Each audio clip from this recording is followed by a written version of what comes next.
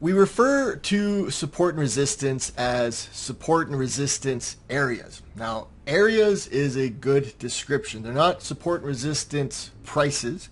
They're more areas. This graphic kind of demonstrates that whole area scenario. Now, this very first peak here, this is an area of resistance. Now, that one becomes established. That is the first one that we take note of. It is the area that we're going to mark off as an area of resistance. After that, we find that the price maybe breaks through and pushes past it a little bit and then comes back again.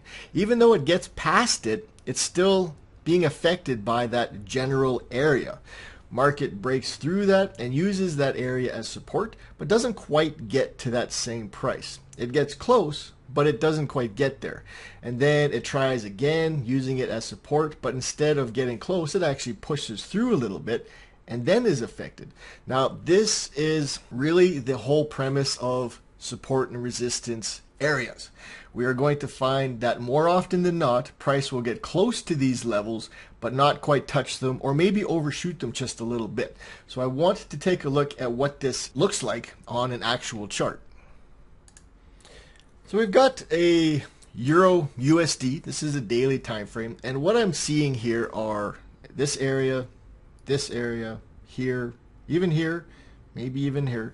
So if I get a horizontal line and I put that on the chart, I can see that we have an area where the price is being affected. We have this area of resistance. Price breaks through, uses it as support, support, support, resistance, resistance, resistance, resistance, and support. Now, all of these are slightly different variations of each other, but we can see that price is being affected in this general region. So we do have essentially the initial version is this first peak here, and then from there we can see that price is being affected in that general area. In this instance, price is getting beyond it. Here it doesn't quite get to it. Here it gets past it a little bit, almost to it. This one gets right to it. So we have all three different variations. We've got price getting right to it, we've got price getting close to it, and then we've got price overshooting it a little bit. This is a region that is being affected by the area of support and resistance. Now, with this, we can create a window. Now, this is something that I like to do, is create a support and resistance window to really show what that area is. So I know I have an established area of support and resistance. This is the midpoint. These are the lows. This could potentially be the high. So I'm going to take my tool, this rectangle tool, and I'm going to go from the lowest part to the highest part. And from here, I have a support and resistance area, and this becomes a window.